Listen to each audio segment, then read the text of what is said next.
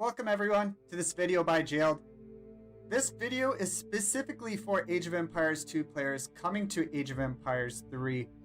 However, if you are already familiar with the RTS genre, or if you are completely new to the real-time strategy genre, and possibly even if you're coming back to Age of Empires 3, it's been a while and you're just wanting to be reminded of all the changes, what it's like, this video will help you out. So in this video, I want to kind of break down the complexity and the depth of the game, summarize it, make it as simple as possible for you. Every good RTS game should have a lot of depth and should have some element of complexity to it. AoE3 is definitely one of these games that has a lot of depth and complexity. I want to point out that this video is not exhaustive by any means. Age of Empires 3 has a lot of different units, a lot of buildings, etc. It is not nearly as simple as this. However, this should help you get a really good foundation for the game, understand it, and just get off to a really good start, and really help you get going on learning the game and enjoying it, having a good time.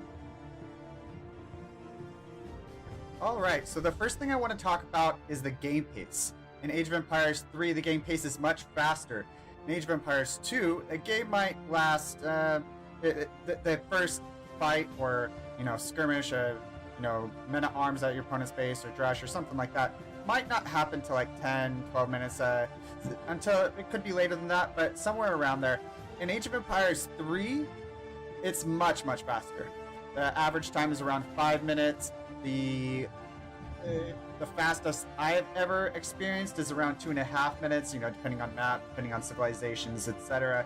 But it is definitely much faster. Age 1 is much faster. It's you gather resources pretty quickly, you age up, and you usually age with anywhere from 12 builds to 18 builds, depending on civilization and build order, etc.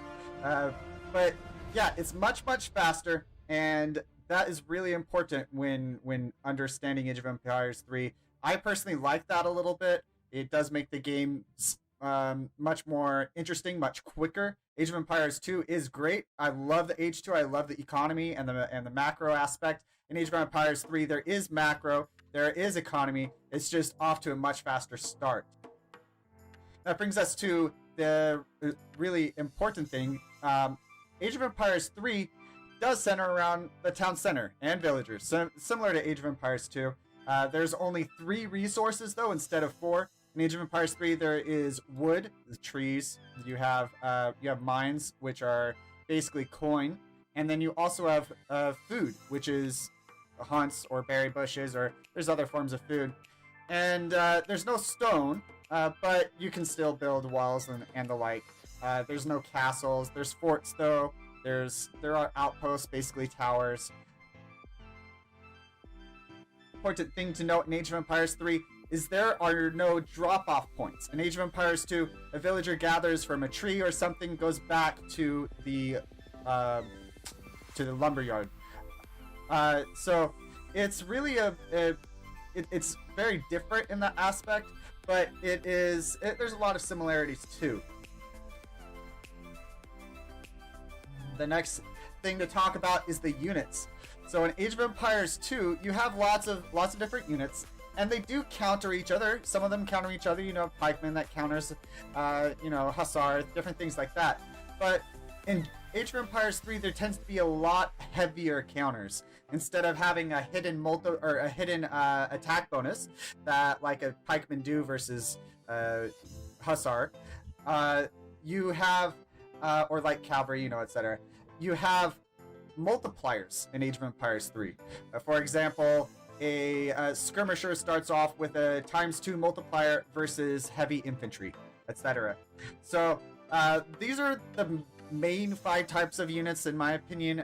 There are others. There are lots of different subcategories of these types of units, but this will just kind of give you a good basis, a good understanding, a good foundation to go off of. You basically have 5 different types of units. You have heavy infantry, that's muskets and pikemen. You have ranged infantry, That's something like skirmishers or crossbows. You have cavalry, hand cavalry, which is comparable. It's like a hussar or something like that. And then you have ranged cavalry. An example is a dragoon, such as here. And then you also have cannons. That is very long ranged, similar to like Siege Workshop units. If we were to compare these to Age of Empires type units, pikemen, very similar to pikemen. Same kind of idea in almost every way. You have muskets. I consider them pretty similar to archers. However, one thing that's really important in Age of Empires 3 is almost every type of unit has a melee attack. It could be a really small melee attack, so if they're forced to go into melee, they don't do much damage back. It could be a high melee attack, so melee units coming up on them, it does really well. Of course, melee units, of course, have melee attack. These don't have ranged attack. But heavy infantry, musket type unit, does have a ranged attack and then also a melee attack. And that melee attack is actually pretty good versus cavalry type units. So the heavy infantry, specifically the musket, is pretty standard unit. That's how I kind of compare a lot of different types of units is to the musket. But yeah, heavy infantry tend to have pretty high siege, and they tend to be pretty good versus cavalry. The next type of unit is this ranged infantry, a skirmisher, a crossbow. In Age of Empires 2, these units are very similar to the skirmisher. They do really good versus the heavy infantry type units like pike, or in Age of Empires 2, the archer. They also counter the ranged cavalry really well, similar to Age of Empires 2, like the skirmishers do versus the cavalry archers. So these units are really good versus heavy infantry and really good versus ranged cavalry. The next unit is the melee cavalry, and these units are primarily really good versus skirmisher and versus ranged infantry type units. They can do okay versus muskets in the right situation, if they outnumber them, etc. They don't do very well versus pike in general. They also get countered pretty hard by the dragoon or the ranged cavalry. One of the best counters to cannons, though, is melee cavalry. Same in Age of Empires 2, you have knights or hussar that are really good versus Siege Workshop type units. So yeah, the cavalry is primarily to be used against ranged infantry and cannons. The next unit is the dragoon or the ranged cavalry. These units, unlike Age of Empires 2, counter cavalry type units very heavily. That's what they're primarily there for. They counter knights, or in Age of Empires 2, a comparison would be knights. Be like cavalry archers having a multiplier versus knights. But in Age of Empires 3, they do actually have that multiplier. So they have a good multiplier versus cavalry. They can also do well versus the cannons. They have a good multiplier versus them. And then they also, if you kite well, if you micro well, can do really well versus pikemen too. However, if the pikemen get into melee range versus them, they can shred the ranged cavalry. The last thing is the cannons. There are several different types of cannons, but in short, cannons typically are very good versus infantry and not so much versus stable units, the cavalry and the ranged cavalry. Last thing to note is that unlike Age of Empires 2, Age of Empires 3 has a percentage-based armor, both a melee and a ranged. In Age of Empires 2, you have pierce armor, and then you have regular armor. Though that just negates a specific amount of damage that the unit would have done otherwise. In Age of Empires 3, it's percentage-based armor. So if, for example, a skirmisher was to do 10 damage versus a ranged cavalry versus a dragoon, and the dragoon does have a 20% range resist, it would only be doing 8 damage. So just a quick example of that. Something really important to note is that cannons have very high range resist. That's something that it enables them to do really well versus ranged infantry, on top of just having more range and good area damage, etc.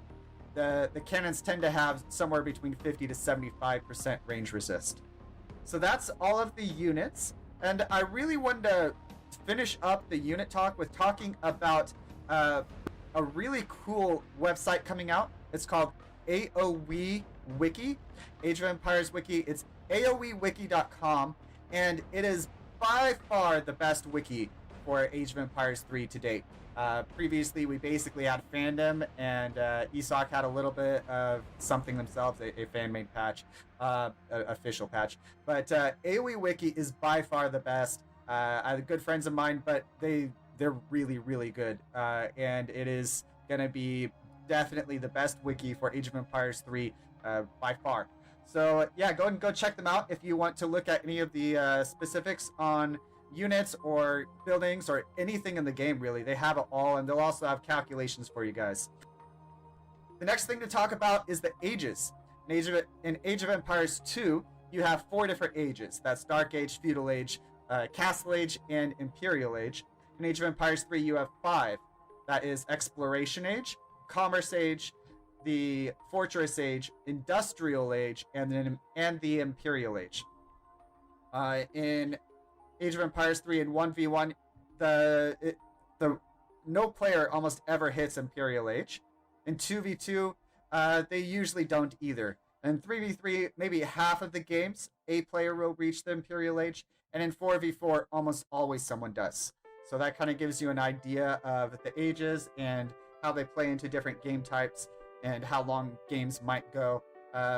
Bit of a comparison, in Age of Empires 3, the average 1v1 game might take 10 to 15 minutes. In a 3v3, the average game time might be half an hour. So it can be pretty quick compared to Age of Empires 2, but it does allow for more games and more exciting climactic moments. So I really like that part of it. Talk about is water, the warfare and the like. You do have fishing boats that it did not include here. It's the same concept as Age of Empires 2. Just fishing boats that gather. It is worth to note there are whales in Age of Empires 3, which are a source of coin or gold. The whales never expire, so it's an infinite source of resources. Additionally, you have fish, of course, that you can get for food, but water is definitely stronger and has an indefinite amount of resources to gather for you.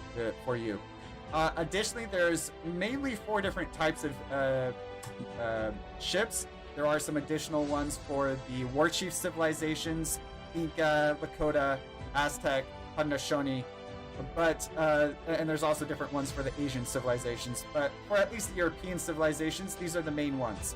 You have canoes, which you unlock by building and controlling a trade post, a native trade post. This is what they kind of look like. But yeah, you have canoes, and you have caravels. In H2, you pretty much you have caravels. There's also one that is not in here. It's used primarily for training units, but you can train units with it. It's called a galleon. So you have caravel, galleon in H2 that you can both train. You have a limit of 5 caravels and a limit of 3 galleons. You have a frigate.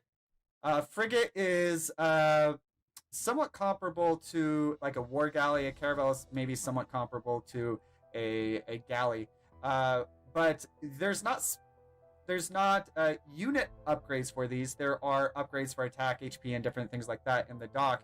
But the caravel and the frigate are your main type fighting units. You can also use the galleon. And then the last one is the monitor, which is pretty similar to the bombard cannon in Age of Empires 2. You only have a set amount of ships that you can make of these, and you can't exceed that limit at any point. Additionally, they do not count towards your population at all, so it's not bad to build them. They are expensive, and C does definitely matter. In 1v1, it's not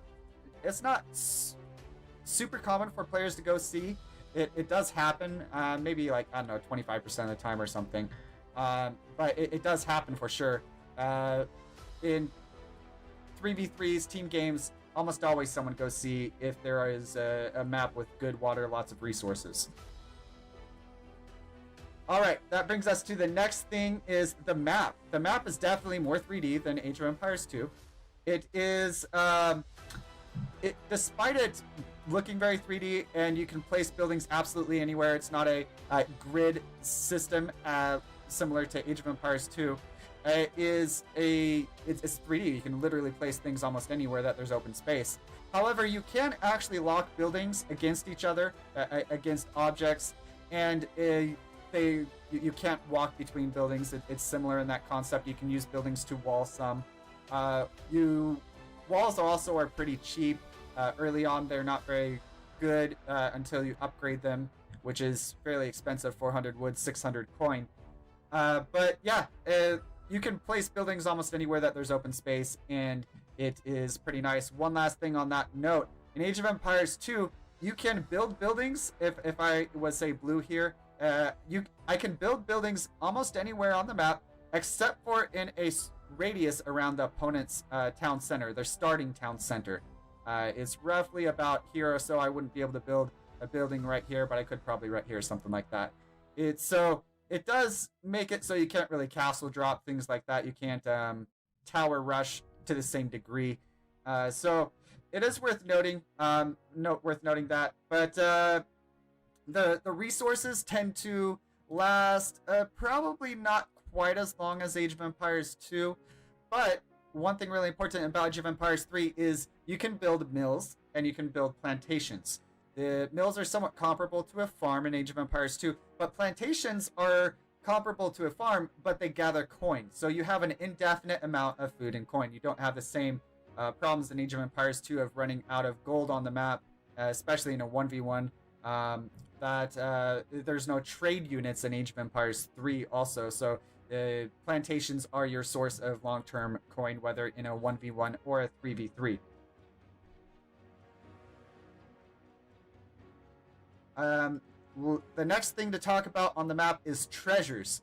So there are treasures around the map. Here's a black bear guarding this.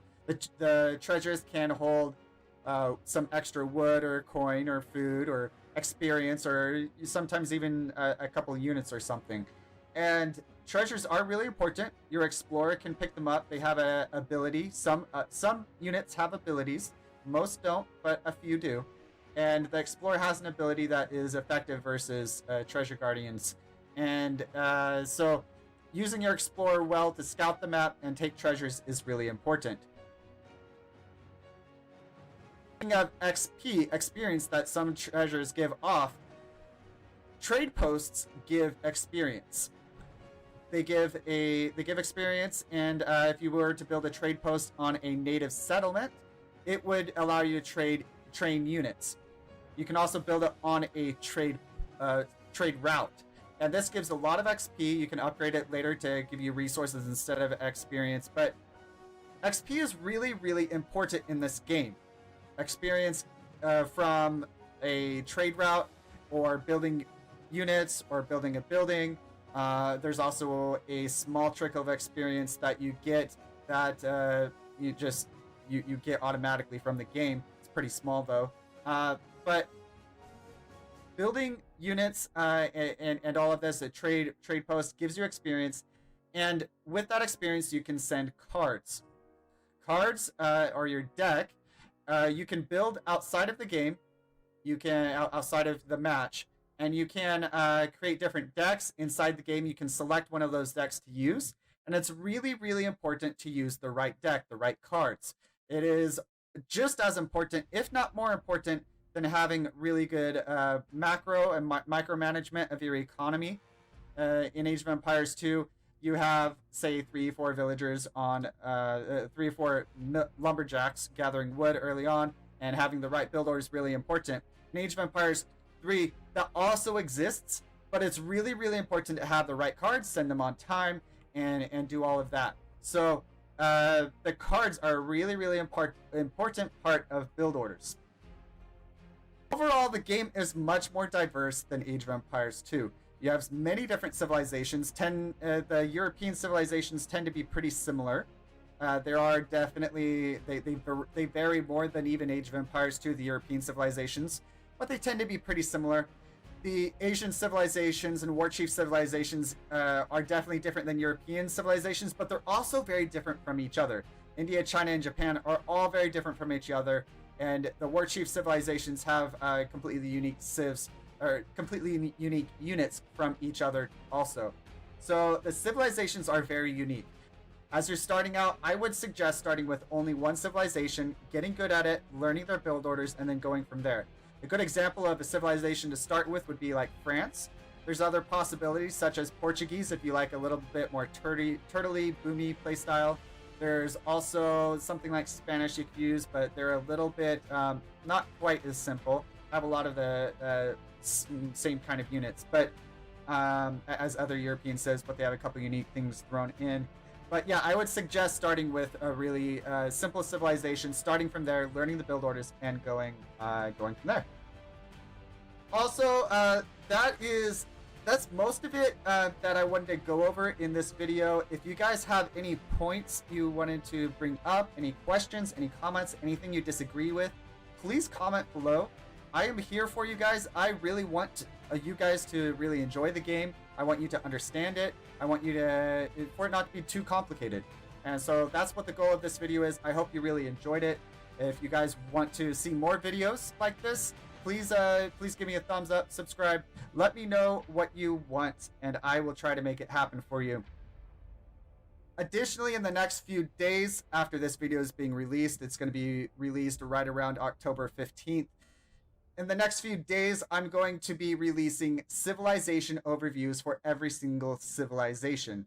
And that will kind of help you understand the different civilizations, what they're strong at, what they're weak at, and that will help you figure out what are some good counters, different things like that, how you might expect the game to play out. I hope you guys enjoyed this, and this is JAILED signing off. You guys have a good one.